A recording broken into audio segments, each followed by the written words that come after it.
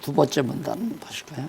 제한 속죄 교리는 그리스도의 속죄가 무제한적으로 적용되는 것이 아니라 선택된 자들에게만 실효성 있게 적용이 되어 구원에 이르게 한다는 교리. 그런데 이 교리에 있어서 제한적이라는 용어의 이해를 어떻게 하느냐에 따라 그 의미가 달라진다. 그리스도의 속죄 사역 자체의 능력이 제한적이라고 할 때에는 그리스도의 속죄 사역의 불완전성을 내포하는 결과를 초래하게 된다. 그러므로 제한적이라는 용어는 어디까지나 그리스도의 속죄 사역 자체의 능력은 완전하지만 그 능력이 적용되는 법위에 있어서 제한적이라는 이해로 받아들여져야 한다는 것이다. 웨스트민스터 신앙 고백서는 이 교리에 대해 언급하기를 그런 거로 선택된 자는 이미 아담으로 말미암아 죄에 빠졌더니 그리스도로 말미암아 구속되었느니라. 또한 성령께서 합당한 세례 사역 합당한 때 사역하심으로 저희가 부르심을 받고 그리스도를 믿어 의롭다함을 얻으며 양자가 되어 성결함으로 받고 그 하나님의 권능을 힘입어 믿음으로 말미암아 보존하여 구원을 얻는 데 이르게 하셨느니라. 택한 백성 외에는 한 사람이라도 그리스도로 말미암아 구속함을 입으며 확실한 부르심을 입으며 의롭다 하심을 얻으며 양자가 되어 성결함을 받아 구원될 자가 없느니라. 선택되지 못한 자는 예수 그리스도의 속죄도 제외된다. 그리고 하나님 예수 그리스도의 속죄의 능력이 제한적인 것이 아니라 그 능력을 힘입는 대상이 제한적이다. 택한 백성의 죄만 원한다. 그러니까 그 불택자들은 본전이에요. 그냥 어두움의 자식으로 창조받아서 어두움의 자식으로 살다가 어두움으로 가는 거고요. 빛의 자녀들은 빛의 자녀로 만들었기 때문에 어둠에 왔지만 다시 빛의 자녀가 되는 거고요. 이것이 이제 왜 그러는가? 하나님의 영광 선포라는 거죠. 왜 선포하는가? 인간으로 하여금 여호와 찬양케 하려고. 그래서 이제 그 지옥 간 사람들은 하나님의 영광을 가리우는가? 아니다는 얘기죠. 제 얘기. 지옥 간 사람도 두려움으로 하나님의 영광을 찬양한다는 얘기죠. 두려움으로. 두려움과 공포로. 천국 간 사람은 기쁨과 감사로 찬양하고 지옥 간 사람들은 두려움과 공포를 가지고 그 하나님의 두려움 앞에 지옥의 형벌 속에서 여호와의 영광이 여호와께서 그렇게 하셨으니까 지옥의 그 정말 엄청난 그 정말 불행이 여호와 하나님의 능력으로 이루어지는 거기 때문에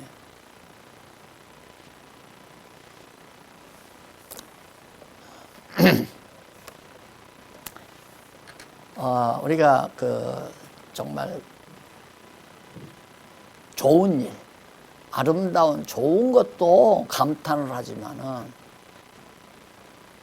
좋지 않은 거, 예를 들어서 엄청난 아마 그 해성이 다가와서 지구 3분의 1을 갖다가 막 훼손됐다. 그것도 엄청나게 우리가 막 놀라잖아요. 너무너무 두렵고 떨림으로.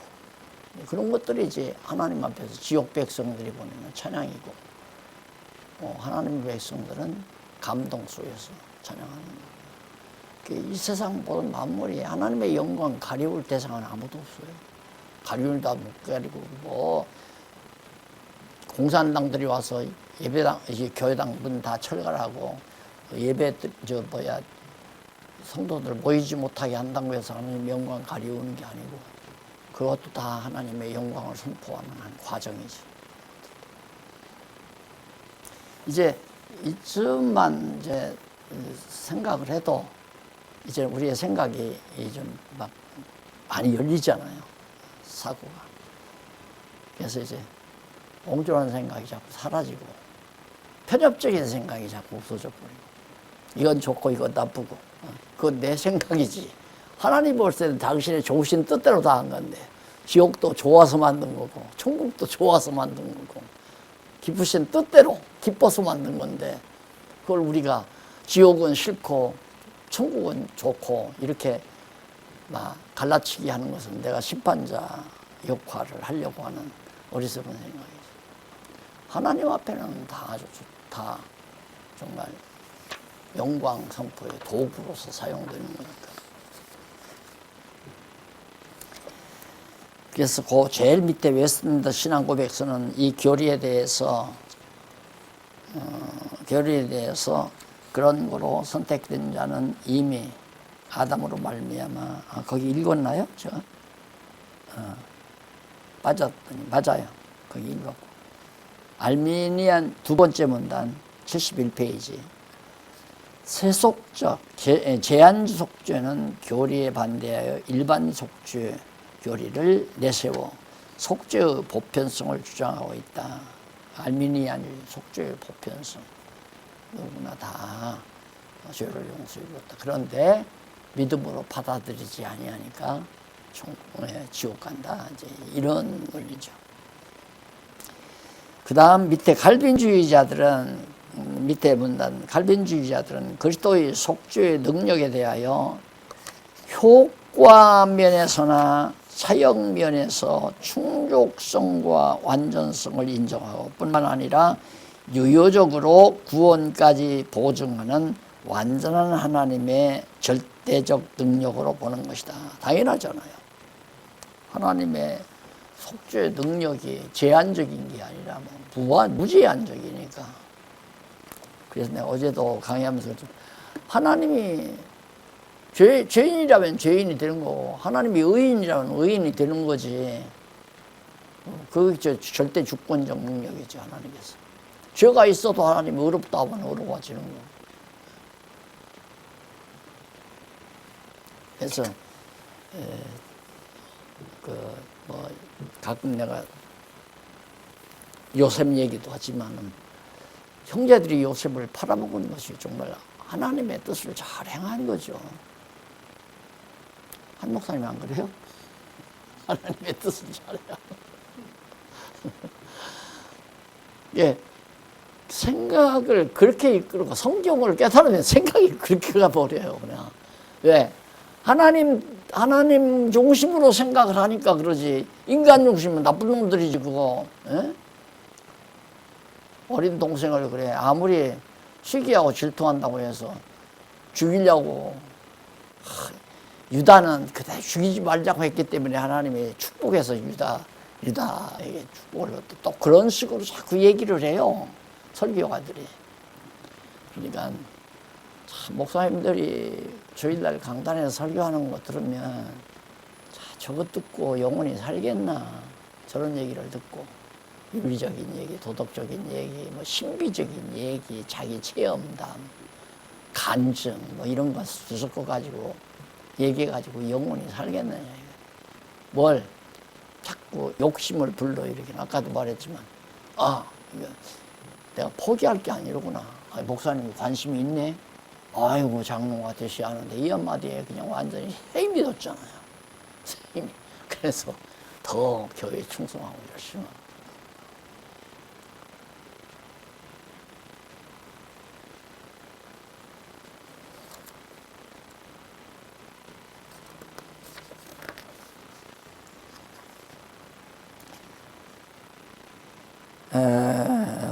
완전히 이제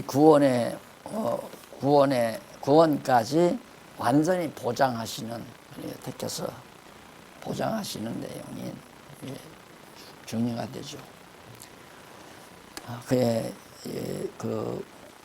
뿐만 아니라 저기 74페이지 제일 위에 한번 보실래요? 72페이지, 2페이지 위에. 뿐만 아니라 결과적으로 그리스도께서 속죄 사역을 하겠지만 인간이 믿지 않으면 구원을 얻을 수 없다는 결론에 이르게 된다. 알미니안 주의자들이 하는 얘기예요.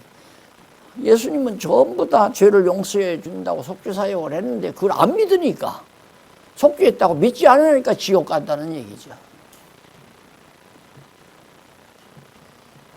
다만 하나님 편에서 구원의 가능성만을 보여주는 것이라는 결과를 초래하여 그리스도의 속죄 사역의 질적인 불완전 내지는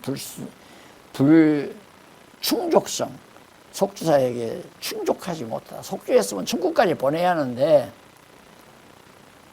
근데 속죄를 해줬는데도 네가 안 믿으니까 하나님은 구원 못한다는 얘기죠.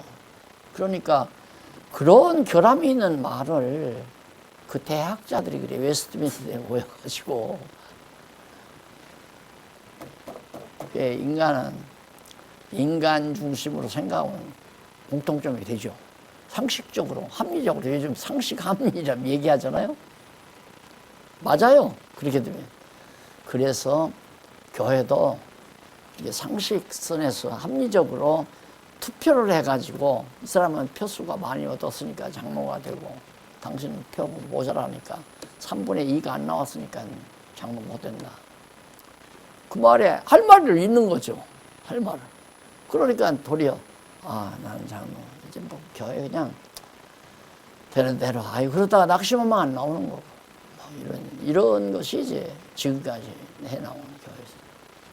그냥 성경을 철저하게 가르쳐 줘가지고 스스로 하나님께서 성령의 말씀으로, 성경 말씀으로 각자의 심령 속에 역사하셔서 복음을 위해서 죽게도 만들고 충성하게도 만들고 열심나게도 만드시고 누구 명령에 따르지 아니하고 오직 자기 마음속에 오는 소원대로 이렇게 살아가도록, 그게 이제 능동적 아닙니까? 그 능동적이라는 말은 인간 중심의 능동이 아니라 그리스도의 몸과 한 몸이 됐으니까 그리스도의 열심이 나오는 거죠.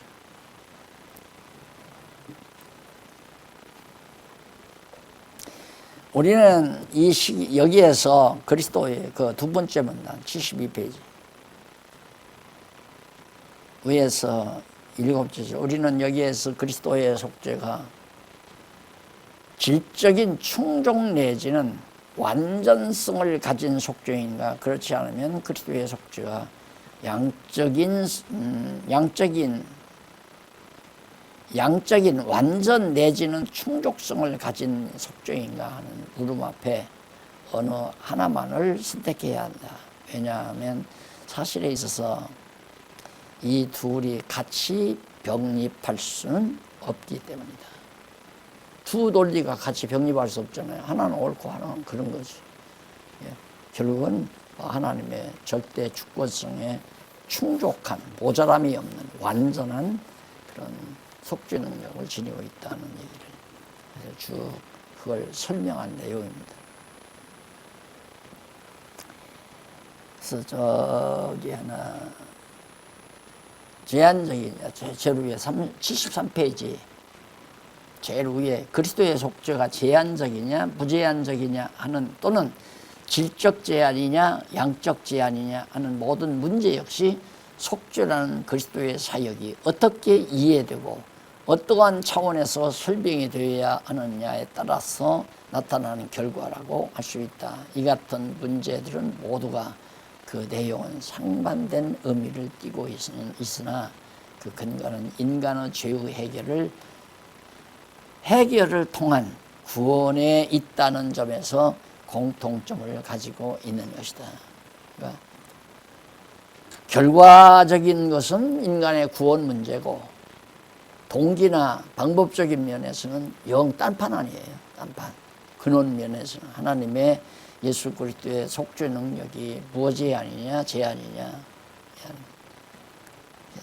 그 이제 어리석은 알미니안주의자들, 인본주의 신학자들의 어리석음을 이제 열거하는 내용이 그 부분입니다. 제일 밑에 문단, 만일 그리스도의 속죄 사역이 인간의 죄에 근거한다면 모든 인류 전체에게 그 효력이 발생해야 할 것이다. 자, 속죄 사역이 죄에 근거한다. 죄졌기 때문에 속죄해 준다. 그런 원칙이라면, 그래서 이제 신학자들의 질문이 그거 나오잖아요. 만약에 아담이 타락하지 않았어도 예수 그리스도가 오시겠나? 보수주의 학자들은 오신다. 뭐하러? 대답을 못하는 거예요. 속죄 주러 오시는데 죄 없는데 뭐하러 오시느냐? 자유주의 신학자들은 예수가 뭐하러 그냥 안 온다 이거죠. 그런 문제를 지금 다뤄가는 거예요. 그러니까 이게 하나님께서 통째로 다 섭리하신다 하면 아주 간단한 건데, 속죄는 죄에 근거한다. 죄 졌으니까 속죄한다. 이건 과정적인 근거지 근본 근거가 아니잖아요. 속죄를 왜 하느냐? 하나님의 영광 선포하려고. 하나님의 능력의 영광을 선포하기 위해서 속죄 사역을 베푸는 거지, 죄를 졌기 때문에 죄를 해결하기 위해서 한다는 건 근본적인 원인이 아니잖아요. 근거가. 근본 근거는 하나님의 영광 선포고, 여호와 계시, 하나님의 계시, 자비의 계시. 그래 주어야 하나님의 자비하심을 깨닫잖아요. 은혜를 깨닫고 사랑을 깨닫게 하려는 거니까. 결국은 무슨 얘기냐면, 이 땅 위에 되어지는 모든 섭리와 목적은, 섭리에 대한 목적은 배우게 하려는, 깨닫게 하려는 것이다. 그렇게 계시라는 얘기예요. 계시를 왜 했느냐? 깨닫게 하려고, 깨달아 알게 하려고. 그러니까 죄를 용서해 준 것도 죄를 해결하기 위해서가 아니라 여호와 하나님의 신실성, 한번 빛의 자녀로 지었으면 빛의 자녀가 되게 해야 되잖아요.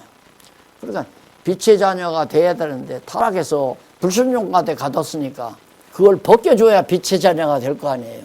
그래야 하나님의 신실성도 드러나고, 자비성도 드러나고, 주권도 드러나고, 능력도 드러나고, 하나님의 영광이 더 선포되는 거죠. 제일 밑에 만일 그리스도의 속죄 사역을 인간의 죄에 근거한다면 모든 인류 전체에게 그 효력이 발생해야 할 것이다. 예, 모든 인류의 죄가 속죄해서였다면 모든 인류가 다 죄가 없어야 되지 않느냐, 이제 그런 얘기예요. 아니다 이 말이 돼. 속죄가 죄에 근거한 게 아니고 하나님의 영광 선포, 계시가 목적이다, 근거가 된다. 그 다음에 이제 그 밑에 마지막 74페이지 위에서 8줄 줄바꾼데 보면, 따라서 갈빈주의 5대 교리 가운데 제한 속죄 교리는 기독교 예정론의 정당성을 너무도 분명하게 밝혀줍니다. 예정된 자들의 죄만 속해주는 제한 속죄라고 하는 것이, 예정이라는 것은 선택과 유기로 나눠져 있으니까 선택과 유기. 당연히 제한 속죄도 예정교리와 정말 서로 정당성을 확보해 주는 거 아니냐. 네 번째로, 자, 그러면 자연이 따라오는 것이 불가항력적이에요. 예정된 빛의 자녀로 지음받은 택한 백성을 용서해 줬기 때문에 그건 불가항력적으로, 인간은 능력이 없으니까 불가항력적인 하나님의 은총 받을 수밖에 없는, 하나님이 받게 했으니까 받을 수밖에 없는, 이게 불가항력 은총이다. 자, 이렇게 그 이 칼빈의 5대 교리만 좀 어느 정도 정리를 해도 인간이 아무런 능력이 없구나, 내가. 그래서 잘난 척이나 목회하면서 고인들 앞에서 군림하거나 또 정말 자기를 내세우거나 이런 일이 있을 수가 없는데 그렇게 하잖아요. 목사 받으면 벌써 목소리부터 쫙 가잖아요. 태도부터 달라지지 않아요. 옷부터 달리 입으려고 해요. 옷부터 다르게. 권위를 세우려고. 5대 교리만 가르쳐도. 그래서 그때 명동에서 강의할 때, 서론할 때는 그 개혁의 삼원리하고 하나님의 절대 주권, 개혁의 삼원리가 아니, 성경 권위, 그 다음, 사물리, 성경 권위, 만인제사장, 그 다음, 하나는 만인제사장, 또 하나가 세 번째가, 사물리 세 번째가 뭐죠? 그하고, 5대 교리하고, 이걸 이제 처음 서론에서 딱 강의를 했어요. 그 대부분 신학생들이 아니까. 그게 만인제사장하고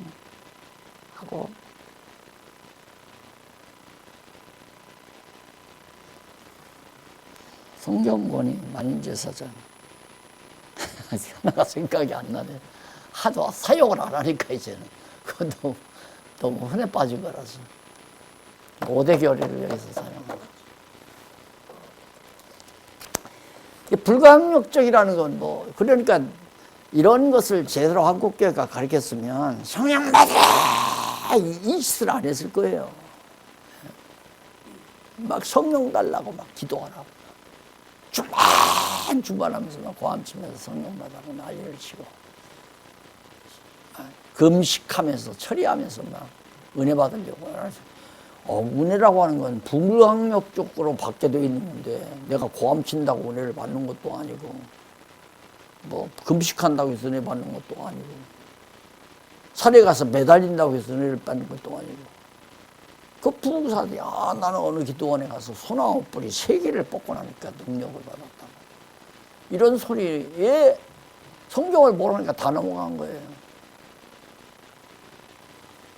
불가항력적 하나님이 주시는 은혜를 인간이 한거할 수가 없이 받을 수밖에 없다. 천국도 내가 가고 싶어 가는 게 아니라 갈 수밖에 없는 거예요. 내가 가려고 노력해서 가는 것도 아니고. 그렇다면 정말 우리의 태도가 100% 달라져야 되거든요. 그래서 이 교리는 하나님께로부터 인간에게 베풀어지는 은혜가 피조된 인간 편에서 거부될 수 있느냐 또는 거부될 수 없느냐 이 문제죠. 거부할 수 없다 이 말이죠. 그 웨스트민스터 신앙고백서는 이렇게 말을 해요. 이 교리에 관하여 무릇 영생에 이르기를 예정된 사람들은 영생에 이르기로 예정된 사람들은 하나님께서 기뻐 용납하시기로 작정하실 때에 예정하실 때죠. 작정하실 때에 말씀과 성령으로 저희들을 확실히 부르사 저희가 본 성품으로 사는 죄와 죽음에서 나오게 하시고 예수 그리스도로 말미암아 이 은혜와 구원을 얻는 지위에 이르게 하시되 다 하시고 이르게 하시고 나오게 하시고 믿게 하시고 나오잖아요. 얻게 하시고 이르게 하시고 성령과 구원에 이르게 하시도록 성령과 구원에 이르게 하시도록 저희 마음을 밝히사 하나님의 도를 깨달아 저희의 완전한 마음은 버리고 완악한 마음은 버리고 유순한 마음을 얻게 하시며 얻게 내가 유순한 마음을 얻으려고 하는 게 아니라 얻도록 그렇게 해주신다. 저희의 심지를 다시 새롭게 마음을 새롭게 한다는 얘기죠. 새롭게 하시고 전능하신 힘으로 저희를 세워 모든 착한 일을 행하게 하시며 참 이거 너무너무 잘 돼 있어요. 보면 다 하나님이 하게 하신다다 하시며 확실히 예수 그리스도께 나아가게 하신 아니라 그러나 이 사람들도 은혜로 말미암아 감심으로 아주 자유롭게 나오나니라. 감심으로 성령이 나를 감동해서 자유롭게 억지로 나오는 게 아니라 자유롭게 나오는 것이다. 그게 신앙 양심의 신앙의 자유예요. 그래서 하나님이 다 아는 거죠. 우리 마음까지로부터 행동까지 전부 다 주관하시고 섭리하신다. 그러니까 이런 교리만이라도 좀 자세하게 학교에서 잘 가르쳤으면 상당히, 저는 이런 거 들을 때 학교 다니면서 그런데 왜 그래? 그런데 왜 그랬지? 이런 생각을 하면서 이걸 이제 들은 거예요.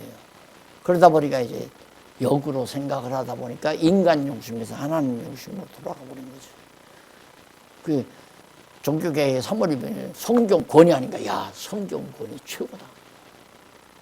만인 제사장 이러니까 목사가 제사장이 아니라 모든 우리는 구원받은 우리가 예수 그리스도가 대제사장이시고 우리는 제사장이다. 그러니까 대제사장의 그 수하에 있는 게 제사장들 아니에요. 그러니까 우리가 제사 드리는 생활이 바로 영적 예배죠. 우리가 제사 드리는 생활이. 그 그리스도의 지체로 살아가는 삶 자체가 영적 예배고, 그것이 바로 산제사니에요. 산제사. 영적 예배 산제사. 그래서 머리가 몸으로 하여금 하게 하는 것처럼 머리 대신 그리스도가 지체된 우리들로 하여금 하게 만드신다. 모든 생활 자체가 그거죠. 불평하게도 하고, 감사하게도 하고, 찬양하게도 하고, 열심나게도 하고, 게으르게도 하고, 태만하게도 하고, 하나님이 다 그러시면서 실습을 해 갈 수 있도록 하나님께서 역사 섭리해 가시는 것이다.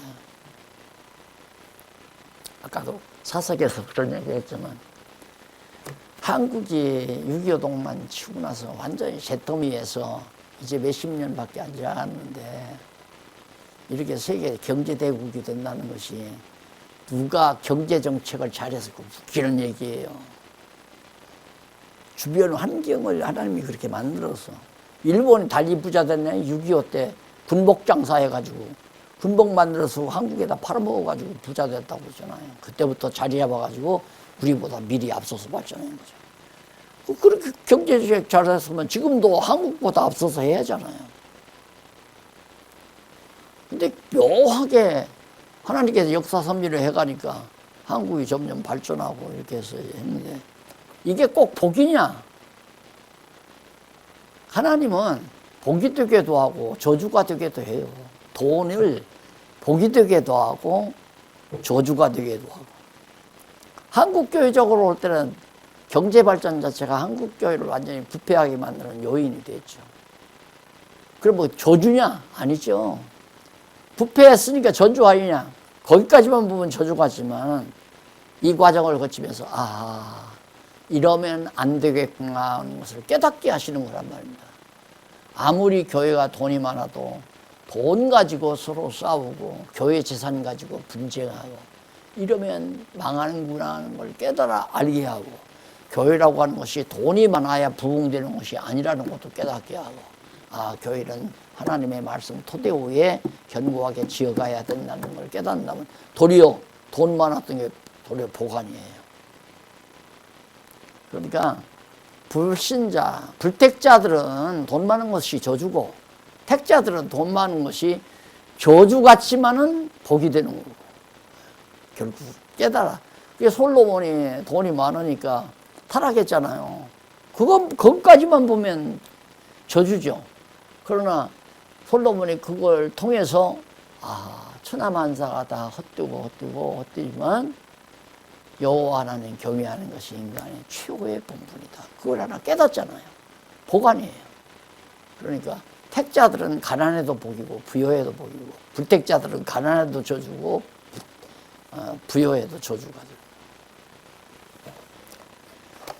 자, 넘어가서 75페이지 두 번째입니다. 그러나 이 교리에 대하여 알미니안주의자들은 정면으로 반대하고 있는 것이다. 그들은 하나님 즉 성령 하나님으로부터 주어지는 각가지 은혜에 대해서 성공적으로 거스릴 수 있다고 주장합니다. 하나님이 주어도 내가 안 받을 수 있다는 얘기죠. 내가 안 받을 수 있다. 그거 아니에요. 하나님이 하시는 건 절대적이기 때문에 인간이 피할 수 없는, 말이 안 되는 얘기죠. 뭐 다 예상이 되는 얘기 아닙니까? 제일 밑에 한번 보실래요? 밑에 문단. 이미 앞서 전적 무능력 교리를 통하여 말했듯이 인간은 타락하기 이전에도 독자적으로 행동할 수 있는 존재는 아니지만 타락한 이후에는 하나님께 대한 불순종의 결과로 영적으로 죽어버린 존재이다. 영적으로 다 죽었기 때문에 이 같은 인간이 자신의 능력으로 성령 하나님의 부르심에 응하여 중생되고 회개하고 믿어 구원을 이룬다는 것은 절대 불가능한 것이다. 죽은 인간이 어떻게 하나님이 거듭내 줘야. 하나님은 말씀의 능력으로 성령의 능력으로 불러요. 불러서 중생시킨단 말이에요. 중생시킨 다음에 귀가 생기잖아요. 중생시킨 다음에 귀가 있기 때문에 하나님의 말씀을 듣고 깨달아 알고 성장해서 구원에 이르게 한다. 그게 다 성령께서 해가시는 거죠. 이런 것도 우리가 성경신학계로는 서론편 목사님들 보시지 않았어요? 보면 성령이 결국은 교회를 이루어 가신다. 그리고 우리 강론집도 개론책도 보면 구약은 이제 역사 섭리, 찬양, 예언을 통한 언약을 하시고 그 언약대로 성취된 것은 예수님 자신이 증거하시고 성령이 예수가 메시아임을 증거하기 위해서 교회를 설립하고 양육하고 부장시켜 투쟁케 해서 승리케 하신다. 이게 이제 바로 성경개론의 구조 아니에요. 그 성령이 하신다는 게 바로 여기서도 다 나오잖아요. 그런데 이 성령론을 뒤에 이제 종교개혁 후계자들이 교회신학이라면 볼코프를 비롯해서 이제 박경영 박사가 볼코프 교회신학을 갖다가 이제 확대해서 7권으로 서론, 신론, 인조론, 기독론, 기독론, 그 다음 이제 교회론, 종말론 이렇게 해서 7권을 만들어 놨죠. 근데 성령론이 없는 거예요. 기독론도 있고 교회론도 있는데 그 교회론 하지 말고 성령론이라고 했어야 돼요. 성령론이라고 해서 성령께서 오셔서 그리스도의 몸 된 교회를 세워서 우리 이제 성경시작처럼 그렇게 써야 하는데 성령론이 없다가 보니까 나온몽 씨, 박대선이가 성령론의 창시자가 된 거죠. 쉽게 말하면. 그래가지고 조영기 목사가 이제 나온몽의 영향을 나온몽 씨가 하는 권사 하나가 있었어요. 권사 하나가 있었는데 그 권사가 하고 조영기 목사 장모하고 친했어요. 용문산에 있는.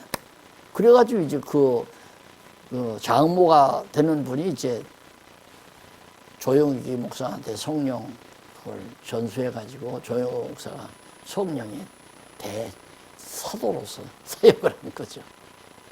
성령론이 성령적으로 정리가 안 된 상태에서 성령 안에 이상한 짓만 나오면 다 성령의 역사야. 간질 걸려서 뻐림족 해도 그것도 성령의 역사라니까. 사람이 충격받으면 또 넘어지잖아요. 충격받으면. 넘어지면 그것도 성령의 역사야. 그러니까 심리학을 이용해서 인간을 웃겼다. 공포에 사로잡히게 했다. 그게 영국의 심리학자 서적을 전공했다고 그러잖아요. 영어 잘하는. 그래가지고 허다한 분들이 거기에 매료돼가지고 지금은 안 되잖아요. 이게. 그때 성령하고 지금 성령하고 다른가요?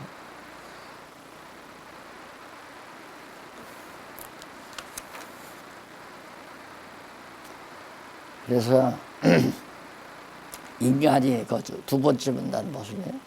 76페이지. 인간이 하나님의 은혜를 거부할 수 있다고 하는 말은 마치 죽어버린 시체가 땅에 묻혀지기를 거부할 수 있다는 죄의 있다는 격이 되는 것이다. 죽은 이 시체가 땅에다 묻으려니까 나 안 묻으려다고 그거나 똑같잖아요. 죽었는데 어떻게. 그래서 예수님께서 죽은 나사로의 무덤에 가가지고 나사로야 일어나라 했을 때 바로 일어나라 할 때 나사로가 살았으니까 일어나지 죽었으면 못 일어나잖아요. 예수님의 말씀에 의해서 죽은 나사로가 살고 살아서 듣고는 일어난 거예요. 말씀의 능력으로. 그러니까 우리가 영혼도 그래요. 영혼도 하나님의 말씀으로 성령이 소명을 하시거든요. 부른다 이 말입니다. 부르면 벌써 죽었던 영이 소생해가지고 영적인 말씀을 들을 수 있는 귀가 생기니까 그 다음에는 하나님의 말씀을 듣고 깨닫고 자꾸 믿어지게 되는 거죠. 그래서 신앙이 성장하게 되는 거예요. 그러니까 성령의 능력, 하나님의 은총은 불가항력적이다. 받고 싶으면 받고 받기 싫으면 말고 그게 아니고 받으려고 노력하면 받는 거고 받으려고 안 하면 안 받는 거고 그런 것이 아니라 하나님이 이미 정해진 자, 빛의 자녀로 만들어 놓은 자는 아무리 어둠 속에 죽어져 있다 할지라도 하나님이 은총을 베풀면 살아나서 다 하나님의 은혜를 다 받을 수가 있다. 그런 얘기죠.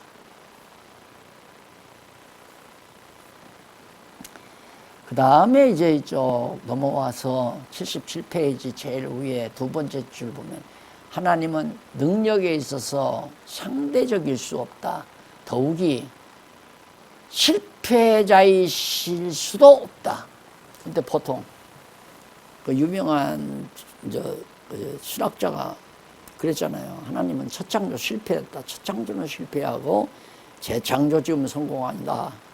하나님이 실패한다는 말이 되는 얘기예요.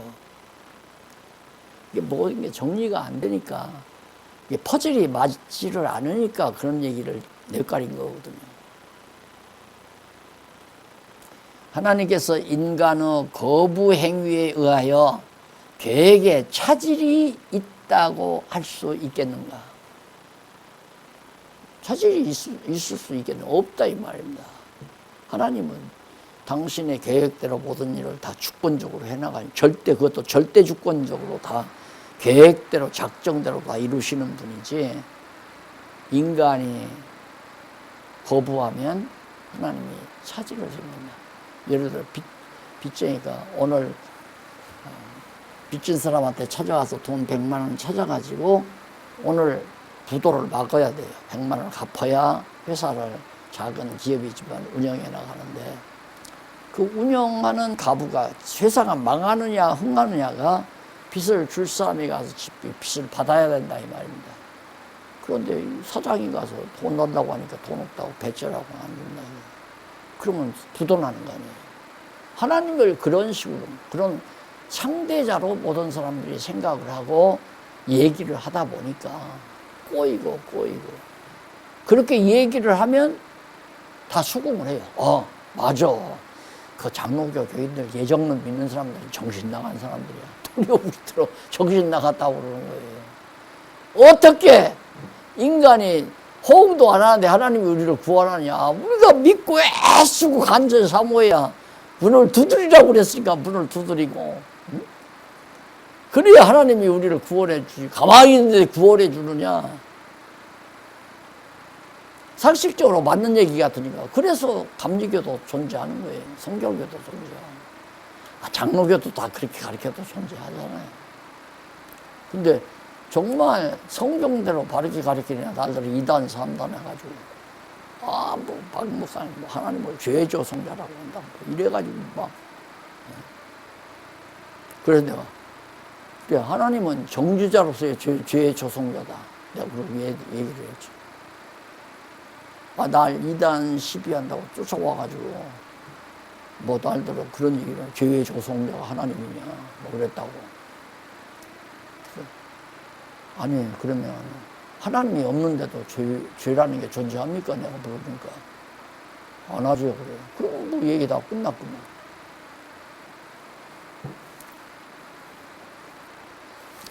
그 밑에 구약 성경에 있어서 에녹이 승천한 사건, 노아가 방주를 지어 8식구가 구원을 믿은 사건, 아브라함 갈대아 우르에서 믿음의 조상으로 부름받은 사건, 롯이 소돔 고모라 멸망해서 구출된 사건, 야곱이 축복받은 사건, 요셉이 애굽의 총리가 된 사건 등등등이 모두가 하나님의 불가항력적 은혜의 결과다. 신약에 있어서도 예수의 어머니 마리아의 처녀 잉태 사건, 베드로를 비롯한 제자들의 부르심, 오순절의 성령 강림, 바울의 소명 등 하나님의 불가항력적 은혜의 사역에 대한 박용기가 예수 믿고 성경을 깨달은 사건, 이것도 하나 들어가잖아요. 다 불가항력적 은혜죠. 20대 초반에는 하나 정리가 안 돼요. 다 속았고 많이 쏟고 어려서도 쏟고 뭐 성자가 되려고 기도원에 들어가 살은 것도 전부 쏟은 거고 신학한 것도 쏟은 거고 그래서 그냥 시골에 농촌에 들어가 농촌노동이나 해야 되겠다고 들어갔던 사람이에요. 그런데 불가항력적으로 하나님께 나를 그 불가항력적으로 역사한 게 신학 안 한다, 또 안 한다, 공부 안 한다 그러는데도 성서대학 강태국 목사가 박대국 박사가 나를 붙들고 사정이지 뭐 장학금 전장학금 줄 테니까 기숙사비도 걱정하지 말아라, 생활비도 그저 몸만 오면 된다, 학비 다 해결해 줄 테니까 오라는 거예요. 그래 서울 올라와서 공부해가지고 공부하면서도 해보니까 거기서 해결이 없어. 근데 그냥 들어주고 아이고 저래가지고 대답이 없는데 그러면서 그냥 공부를 했죠. 그러고 나니까 이미 세월이 조금 바뀌어지니까 다들 성서대학 나와가지고는 충신을 가더라고요. 그래서 나도 충신 가볼까. 왜 충신 가게 되는 것도 갑자기 누가 저 성남에 개척교회 하나 있으니까 와서 좀 교회 하려니에요. 신학 나왔으니까.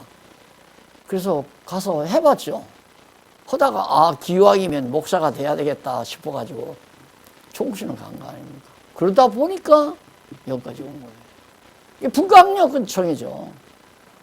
아니 시골에다가 일 다 벌려가지고 지금 건축이 한창이고 농장을 막 다 개발을 하고 다 그러고 있는데 그걸 내가 버리고 서울로 올라오겠어요? 근데 5시간을 붙들고 나를 사정을 하더라고요. 그래서 거절하려고 그럼 1년만 생각할 기회 주세요. 그래. 1년 동안 생각하다가 온 거 아니에요. 그게 불가항력적이야 그런가. 목사님들도 한번 생각하고 불가항력적으로. 내가 그때 이렇게 계획적으로 내가 한 건데 계획대로 된 게 있습니까? 불가항력적으로 다 하는 거죠. 만사가 다 그래요, 만사가. 그러니까 인간적으로 사교를 해서 인간적으로 두고 하기 인간관계를 맺어가지고 일을 하나하나 만들고 다 헛소리예요. 다 헛소리. 너 지금 비교하는 건 아니지만 이천지구 가서 강의하는 것도 난 생각도 안 하는 거야. 근데 이정춘 목사님은 열심히야. 다든지 신학교를 해서 막 학생을 길러내가지고 무장시켜서 한국교회 살리려고 되어지는 일이 없어. 근데 거기 이정춘 목사님 동생은 거기서 그 모임에 들어가서 공부를 하다 보니까 이 공부 백날해야 필요 없으니까 몇몇 붙들고 그러지 말고 공부다운 공부 좀 해보자. 말을 건넸대요. 그러니까 한번 그러면 이번 학기 한 학기 해보도록 하자. 그렇게 해석해서 간 거 아니에요. 그 하나님이 정하신 뜻이 있으니까 한 거죠. 그래서 이 말을 어차피 우리는 되는 대로 하는 거니까 하나님이 시키는 대로 그냥 편안하게 살게 하면 편안하게 살고 고생하며 살게 하면 고생하게 살고. 바울이 그랬잖아요. 예수님이 바울한테 너는 남은 고난 져라. 너는 원치 않게 붙들려 가서 마지막 살고. 그게 다 그렇게 충성하게 훌륭한 사도로 섰으면 좀 죽음이 영화로워야 되잖아요. 하나님께서 정해놓은 대로 어쩔 수 없이 불가항력적으로 그냥 살 수밖에 없는. 이렇게 해서 전의를 했는데 넘어가서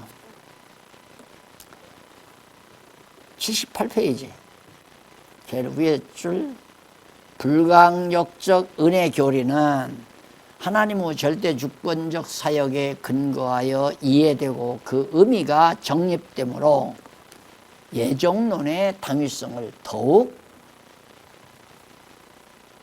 명확하게 그렇게 해주고 있는 것이다. 결국 이 교리는 하나님의 절대 주권 사역의 하나인 예정에 근거한다는 의미가 된다라는 얘기죠. 하나님이 다 예정하고 작정 가운데 예정하지 않았으면 불가항력적 은혜를 왜 줘요?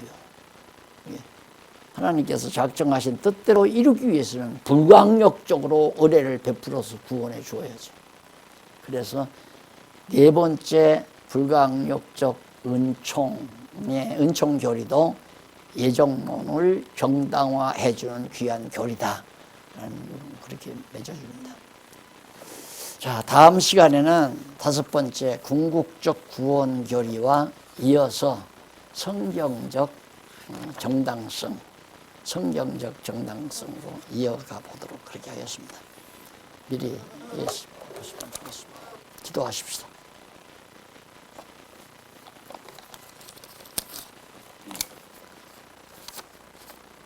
감사합니다.